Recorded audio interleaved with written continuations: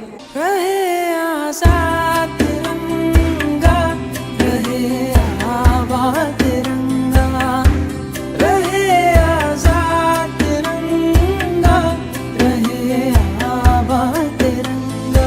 रंग जुदा ढंग जुदा पापा पापा मगरे, रंग जुदा रंग जुदा पापा पानी पापा रंग जुदा ढंग जुदा तेरी जीवा, रंग जुदा रंग जुदा मेरे सने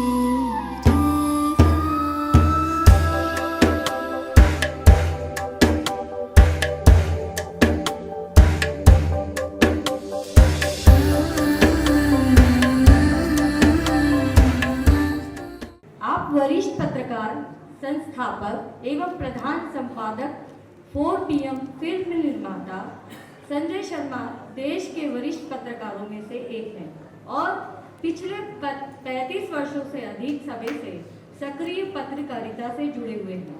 उन्होंने राजनीति विज्ञान में MA तथा LLB की शिक्षा प्राप्त की। आपने लंबे पत्रकारिता जीवन में प्रिंट, टेलीविजन और डिजिटल मीडिया के विभिन्न दौर को बेहद करीब से देखा और उनमें सक्रिय भूमिका निभाई। उन्होंने सहारा, ETV और स्टार TV जैसे प्रतिष्ठित मीडिया संस्थानों के साथ काम किया। वर्ष 2005 में उन्होंने वीकेंड टाइम की शुरुआत की और वर्ष 2015 में लखनऊ से सान्ध्य दैनिक 4 PM की स्थापना की। वर्ष 2018 में उन्होंने 4 PM न्यूज़ नेटवर्क की शुरुआत की। आज 4 PM का डिजिटल नेटवर्क देश के कई राज्यों तक विस्तारित है। इसके डिजिटल प्लेटफॉर्म में 86 लाख से अधिक सब्सक्राइबर हैं और इसके कार्यक्रम दुनिया के 140 देशों में देखे जाते हैं। संजय शर्मा की पत्रकारिता की पहचान जन सरोकार, लोकतांत्रिक मूल्यों और संचार के क्षेत्रों में उनके लंबे अनुभव के कारण उन्हें देश विदेश के विभिन्न मंचों पर अपने विचार रखने के लिए आमंत्रित किया जा रहा। आपको यूनिवर्सिटी ऑफ मिशिगन USA में विशेष रूप से आमंत्रित किया जा चुका है। पत्रकारिता के साथ साथ संजय शर्मा ने सिनेमा और संगीत के क्षेत्रों में भी कदम रखा। वे 4 PM फिल्म्स और 4 PM म्यूजिक के माध्यम से रचनात्मक क्षेत्रों में सक्रिय हैं। 3 दशकों से अधिक उनकी यात्रा निर्भीक पत्रकारिता, अभिव्यक्ति की स्वतंत्रता, सामाजिक सरोकार और अपने विचारों पर दृढ़ रहने की यात्रा रही। उनका मानना है कि युवा पीढ़ी को सवाल पूछने और बड़े सपने देखने और असफलताओं से डरे बिना अपने लक्ष्य की ओर बढ़ने का साहस रखना चाहिए। शिक्षा के मंदिर में आपका हार्दिक स्वागत है। ज्ञान की इस धरा पर पधारने के लिए धन्यवाद है। आपकी उपस्थिति से बढ़ा आज का मान। आपका आना हमारे लिए सौभाग्य का प्रमाण है। आपका स्वागत है श्रीमान। प्यारे प्यारे इस देश के भविष्य, मेरे प्यारे बच्चों, मेरे बड़े भाई और एक क्रांतिकारी इंसान हाजी रईस भाई, जिनके एक सपने जैसी जगह पे मैं आज खड़ा हूँ। मेरा सौभाग्य कि आज मैं अपने उस दौर को याद कर रहा हूँ जब 15 अगस्त पर हम आप लोगों की तरह इस तरह मार्च पास्ट किया करते थे, बैंड बजाया करते थे और क्या गौरव का दिन होता था। वो एक दिन पहले प्रैक्टिस होती थी, वो सुबह सुबह उठना, आप लोगों की तरह ऐसी बढ़िया बढ़िया सुंदर सुंदर ड्रेस पहनना, पूरी ज़िंदगी हाथ में लगती थी। और मुझे लगता है कि ये जो बचपन है, इससे कीमती चीज़ दुनिया में कुछ नहीं होती। पूरी दुनिया लगता है कि हमारे हाथ में है, हमारे कब्जे में है, हम जो चाहे वो कर सकते हैं। आपके कोर्स की किताबों में आज़ादी के बारे में, कि देश कैसे आज़ाद हुआ, इन सब के बारे में बहुत पढ़ाया गया होगा। मुझे यकीन है कि रईस भाई का स्कूल तो और इतनी बेहतरीन प्रिंसिपल के होते, टीचर्स के होते हुए इस मुल्क की आज़ादी में किन किन लोगों ने अपने प्राण न्यौछावर कर दिए। सीने पे एक गोली लगती थी, दूसरा सीना आगे आ जाता था, अंग्रेज़ों की गोली कम पड़ती चली गई। इस मुल्क के लोगों के सीने कम नहीं पड़े। इस हिंदुस्तान की ये निशानी आज भी है।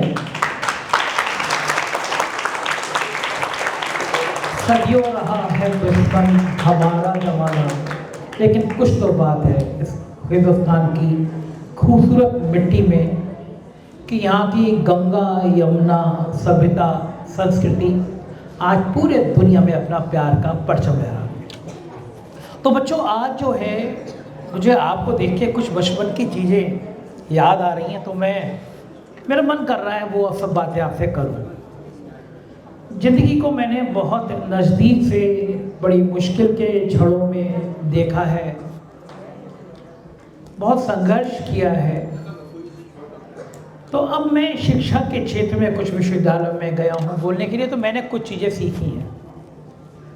इतने बेहतरीन स्कूल का प्रवेश, इतनी बेहतरीन पढ़ाई, इतने होनहार बच्चे, एक बच्चे ने तो अभी रईस भाई ने सम्मानित किया, उसको इतना बड़ा अवार्ड जीता है।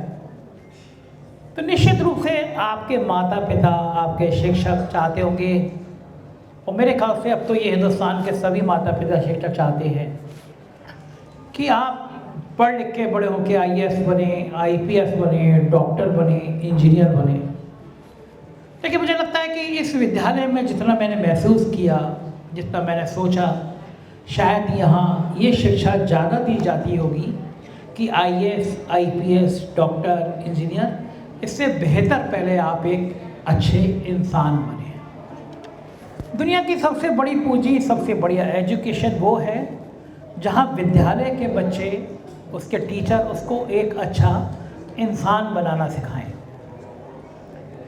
हमारे अंदर इस बहुत तेज़ी से हम लोग दौड़ रहे हैं, कंपटीशन बहुत हो गया है। हर समय प्रेशर होता है कि तुम पढ़ कम रहे हो, तुम्हारे नंबर कम आ रहे हैं, तुम्हें कंपटीशन करना है।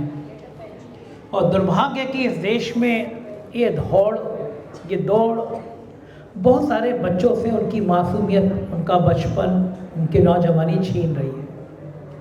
देश में एक बहुत ख़राब वातावरण बना नौजवानों के लिए कि जब लगातार पेपर लीक होने लगे, नौकरियां कम हो गई, तो देश की कमान किसी नेता ने नहीं संभाली। लोगों का राजनीति से भरोसा उठने लगा, ये लगा कि सब एक जैसे होते हैं।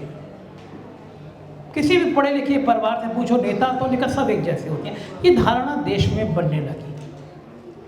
पेपर लीक हो रहे हैं, नौकरी नहीं मिल रही है, क्या करें।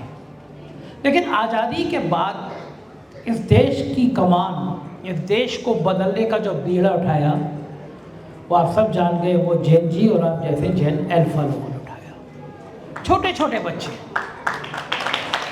और ये क्रांति थी। ये आज़ादी के बाद ये मुल्क अब दूसरी क्रांति देख रहा है, जहां परिवर्तन की कमान अब बच्चे संभाल रहे हैं, नौजवान बच्चे संभाल रहे हैं। मैं तो हैरान हूँ, मैं पत्रकार हूँ, देश के कोने कोने से खबरें आ रही हैं कि टीचर्स नहीं आ रहे हैं, गांव के स्कूल्स हैं, सरकारी स्कूलों की दुर्दशा है पूरे देश में। फीस ले लेते हैं लेकिन पंखे नहीं है, टूटी जगह, तो बच्चे सड़क पे आ गए कि पहले ठीक करिए। मैंने कई वीडियो देखे कि कलेक्टर साहब आ गए, पुलिस वाले आ गए, बच्चों को धमकाया, बच्चे अड़ गए, बोले छोड़िए, पहले ठीक करिए। और पूरी हुकूमत बच्चों के आगे झुकी, व्यवस्था ठीक हुई। और यही हिंदुस्तान की खूबसूरती है कि कमान बच्चों ने, नौजवानों ने संभाली। ये इस देश की खूबसूरती को और आगे ले जा रहा है। समाज में मैं मीडिया से आता हूँ, बहुत छोटे से मैंने नौकरी शुरू करी, फिर धीरे धीरे मैं बड़े बड़े इलेक्ट्रॉनिक चैनल्स में रहा। और देश के सबसे बड़े इलेक्ट्रॉनिक चैनल में जब मैं था, तो मुझ पर एक दिन फ़ोन आया मेरे CEO का कि इस नेता के पक्ष में ही खबर दिखानी है, इसके खिलाफ खबर दिखानी नहीं। तब मैं समझ में आ गया कि मीडिया का हाल कुछ सालों बाद देश में होने वाला क्या है।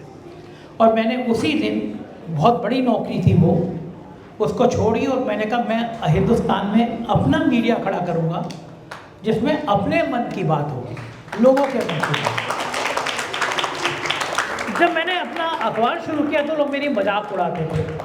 एक IAS मेरे मित्र थे, बहुत अच्छे भाई जैसे थे, वो मुझे 10 दिन बोले नहीं, इतनी बढ़िया नौकरी छोड़ के तुम अपना अखबार शुरू करा रहे हो, वीकली अखबार चलेगा नहीं। एक चीज़ बच्चों जो मैंने सीखी है, चूँकि जीवन है मेरा, मैं बता सकता हूँ, कह सकता हूँ, जिंदगी की सबसे बड़ी पूंजी आत्मविश्वास है।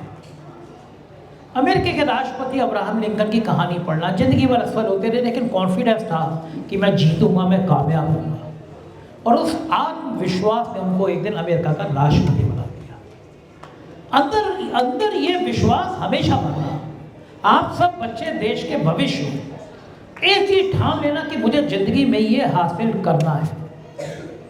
सपने वो होते हैं जो आपको सोने ना दें। मंजिल उनको मिलती है जिनके खून में दीवानगी दौड़ती है। और मुझे यकीन है आप सबके मन में एक सपना होगा। उस सपने को पूरा करने के लिए जज्बा होगा। इतना बढ़िया संस्थान आपको उस सपने को पूरा करने में आगे बढ़ाएगा। जब मैंने अखबार खोला, अपना अखबार खोला, सब हंस रहे थे। फिर डेली अखबार खोला और फिर एक दिन ऐसा आया कि हुकूमत ने मुझे बुलाया। उत्तर प्रदेश के मुख्यमंत्री के करीबी अफसर ने मुझे बुलाया। जैसा आप लोग पिक्चरों में देखते हैं वैसा मेरे साथ हुआ। मुझसे कहा गया कि हर महीने 1 करोड़ 2 करोड़ रुपए देंगे। 2018 की बात है। तुम पहला पेज सरकार के खिलाफ मत छापो। ये बातें मैं इसलिए कह रहा हूँ कि बच्चों के पेरेंट्स भी हैं, आप पिक्चरों में देखते होंगे, लेकिन इस मुल्क की मीडिया की तस्वीर क्या है वो मैं आपको दिखाना चाहता हूँ। उससे कहा गया कि जो पहला पेज है आपका, आप बहुत तीखा तीखा छाप रहे हो, ये वायरल हो रहा है, सरकार को परेशानी हो रही है। मुझे नाम लेके कहा गया कि बड़े बड़े अखबार देख लीजिए, ये सरकार के खिलाफ कुछ नहीं छापते। हम आपको 1 करोड़ 2 करोड़ रुपए महीना देंगे, सरकार के खिलाफ मत छापो। मैंने कहा ये कैसे संभव है? मैं तो छोड़ के इसीलिए आया हूँ कि सच दिखाना है मुझे। आपको जान के और ख़ासतौर से पेरेंट्स को जान के, अभी बच्चे छोटे हैं, अगले दिन मेरे खिलाफ एक गुमनाम नाम और आधार पर मेरे खिलाफ एक आर्थिक अपराध अनुसंधान, जिसको इंग्लिश में EOW बोलते हैं, पुलिस की जांच सेटअप कर दी गई। 6 इंस्पेक्टरों की टीम बनाई गई और मेरे सब रिश्तेदारों के घर पुलिस जाती थी कि अपना इनकम टैक्स दिखाइए, अपने पेपर दिखाइए। सिर्फ साइकोलॉजिकल मुझे दबाने की कोशिश थी, मुझे परेशान करने की कोशिश थी। विकल्प बहुत सामने सरकार ने दे रखा था, हर महीने 1 करोड़ 2 करोड़ रुपए नीचे सरकार की तारीफें छापी। मैंने कहा कि अगर यही सब करना होता तो नौकरी क्या बुरी थी। वो जांच चलती रही। उसके 1 महीने बाद 2 गाड़ी में भर के लोग आए, मेरे ऑफिस में हमला हो गया, पूरा ऑफिस तोड़ दिया गया। मैं था नहीं उस दिन। देखिए, कोई बड़ी तस्वीर जब बन रही होती है तो ऊपर वाला ईश्वर, भगवान, खुदा आपकी परीक्षा ले रहा होता है कि आप इस लायक हो भी या नहीं।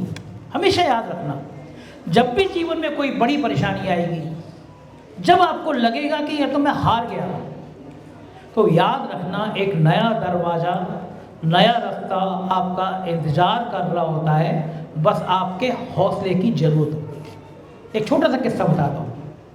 एक आदमी था, ऊपर ईश्वर उसके साथ रहता था। एक काल्पनिक कहानी है। और जब वो रेत पे चलता था तो 2 पैर बनते थे, 2 उसके 2 ईश्वर के। एक दिन वो जीवन की सबसे बड़ी परेशानी में था, तो रेत पे 2 पैर बने हुए। तो उसने कहा कि ईश्वर, आज आप मेरा साथ छोड़ गए, मैं सबसे बड़ी परेशानी हूँ, आज सिर्फ 2 पैर बने हुए मेरे। बोले, बेटा तू इतनी परेशानी में तो चल भी नहीं सकता, मैंने तुझे गोदी में उठा रखा, ये पैर मेरे बने। आप ईमानदारी से काम करो, ईश्वर आपके साथ खड़ा है। जब हमला हुआ तब मैंने एक YouTube चैनल की शुरुआत करी, 4 PM न्यूज़ नेटवर्क। मुझे पता नहीं था कि ये हमला, ये परेशानी मेरे लिए पूरी दुनिया के रास्ते खोल रही है। तब मैं परेशान हुआ। मैंने YouTube बना दिया। उसके कुछ दिन बाद वहाँ सरकारी मकान मिलते हैं। मैंने एक MP का इंटरव्यू किया, उन्होंने कुछ सरकार के खिलाफ बोला, मेरा मकान पे 100 पुलिस वाला करके खाली कर दिया गया। फिर मेरे को इनकम टैक्स की रेड हुई, फिर मेरे खिलाफ ED को लिखा गया। फिर तरह तरह की कार्रवाई होती रही। एक बार मेरा चैनल, पहलगांव हमले पे मैंने सवाल पूछे, चैनल बंद कर दिया गया। सुप्रीम कोर्ट ने मेरे चैनल को खोला। फिर ईरान हमले पे फिर चैनल बंद कर दिया गया, फिर हाई कोर्ट ने खोला। लेकिन इतना परीक्षा लेने के बाद जो तस्वीर ऊपर वाले ने दी मुझे, वो ये थी कि 4 सालों से इस हिंदुस्तान में 4 PM पॉलिटिकल कमेंटेटर में लगातार नंबर 1 पर है। मैंने कभी कल्पना नहीं करी। क्या सोचो, ये जैन जी हैं, जैन अल्फा बच्चे हैं, ये सब जानते हैं अब तो डिजिटल मीडिया की ताकत। 87 लाख सब्सक्राइबर हैं मेरे, 33 करोड़ व्यू पिछले 28 दिनों में, यानी 1 करोड़ से ज़्यादा व्यू रोज़ मेरे चैनल पे आते हैं। इन्होंने मेरा नेशनल चैनल बंद किया, मैंने 4PM यूपी के नाम से बना लिया, उसके भी 20 लाख सब्सक्राइबर हो गए। गुजरात के चुनाव आए, इन्होंने परेशान किया, मैंने 4PM गुजरात बना दिया, उसके भी 5 लाख सब्सक्राइबर हो गए। 18 चैनल मैंने देश में खड़े कर दिए। हर बार सरकार जब मुझ पर हमला करती थी तब ऊपर वाला मेरा वो और बढ़ाता था।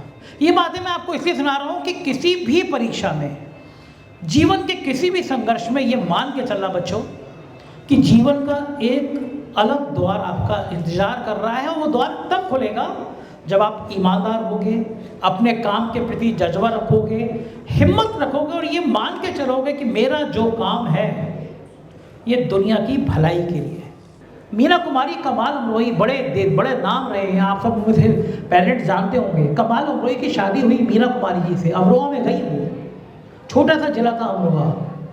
उनको एक सौतेला बेटा था, उसको कुरान पढ़वानी थी। कुरान पढ़वाने वाला अमरोहा में कोई सिखाने वाला आदमी नहीं। फिर एक जने बताया कि वो शास्त्री जी हैं, वो कुरान सिखाते हैं। आप सोचिए मुल्क कितना सुंदर रहा है कि अमरोहा में कुरान सिखाने वाला व्यक्ति पंडित है।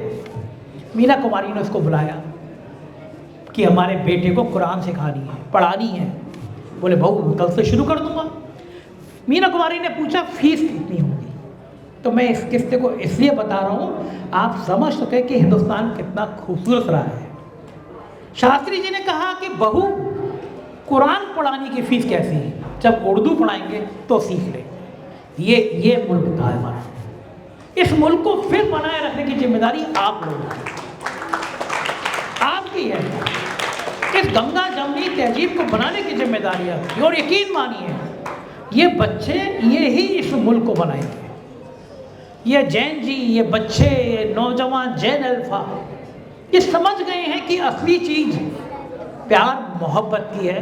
मुझको यकीन है ये स्कूल, ये शानदार स्कूल, ये प्यारे प्यारे बच्चे, आप सुंदर से टीचर्स, अच्छे अभिभावक इस स्कूल के माध्यम से जो संदेश देंगे। रईस भाई इतनी छोटी से जिले से उठ के बम्बई आए और इतना बढ़िया स्कूल बना दिया। एक जज्बा था रईस भाई के दिमाग में, सपना था कि मुझे यहाँ पे काम करना है। कोई और होता तो बिल्डर बनाता, स्कूल में बहुत मुनाफा नहीं था, लेकिन ये मुनाफा नहीं, ये बच्चों की नींव है। और एक मैं हमेशा कहता हूँ बच्चियों को बेटों से ज़्यादा पढ़ाइए। जब बच्चियाँ पढ़ लिख जाती हैं तो पूरे घर और पूरे समाज को मजबूत करती हैं। बिल्कुल इस चिंता में मत रहिए बच्चों किसका नंबर ज़्यादा है, किसका नंबर कम है। कम नंबर वाले भी उतने अच्छे हैं, ज़्यादा नंबर वाले भी उतने अच्छे हैं। ज़िंदगी में अच्छा इंसान सबसे बड़ा नंबर लाता है। मुझको यकीन है मैं जब आऊँगा कुछ सालों बाद तो आप में से कुछ बच्चे ज़रूर देश और दुनिया में एक अच्छे इंसान के रूप में अपना नाम कर रहे होंगे। और मुझे बड़ा अच्छा लगेगा कि मैं स्कूल में आया, राजस्थान स्कूल में आया, जहाँ के बच्चे चमकते हुए सितारे की तरह। बहुत बहुत शुक्रिया, थैंक यू। रहे आजाद तिरंगा, रहे आबाद तिरंगा, रहे आजाद तिरंगा, रहे आबाद तिरंगा।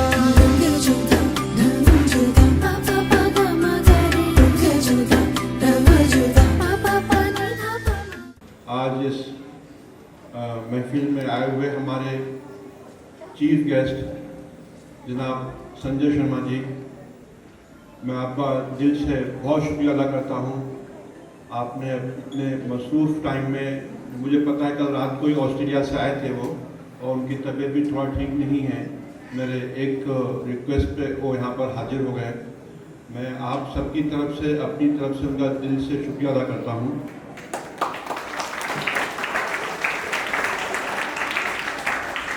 और जो बातें उन्होंने आपको बताई बाकी बहुत दिल को छूने वाली थी और दिल से निकली हुई बातें थी उनकी। और आज के दौर में जो माहौल चल रहा है हमारे मुल्क का, वो रियल में ही वो फाइटर हैं आपके लिए, हमारे लिए। वो जो जिस तरह से लड़ाई लड़ते हैं वो काबिल तारीफ़ है। मैं उनके इस जज्बे को सलाम करता हूँ, क्योंकि जर्नलिज्म को आज हमारे डेमोक्रेसी का चौथा पिलर कहा जाता है, जो लगभग पूरी तरह से ख़त्म होता नज़र आ रहा है। ऐसा मतलब ऐसे माहौल में अगर कोई इतनी हिम्मत करके लड़ाई लड़ता है तो बहुत बड़ी बात है। हमको ऐसे सब लोगों की कदर करना चाहिए, उनके लिए उनकी जो लड़ाई है उसको एप्रिशिएशन करना चाहिए, उनका साथ देना चाहिए।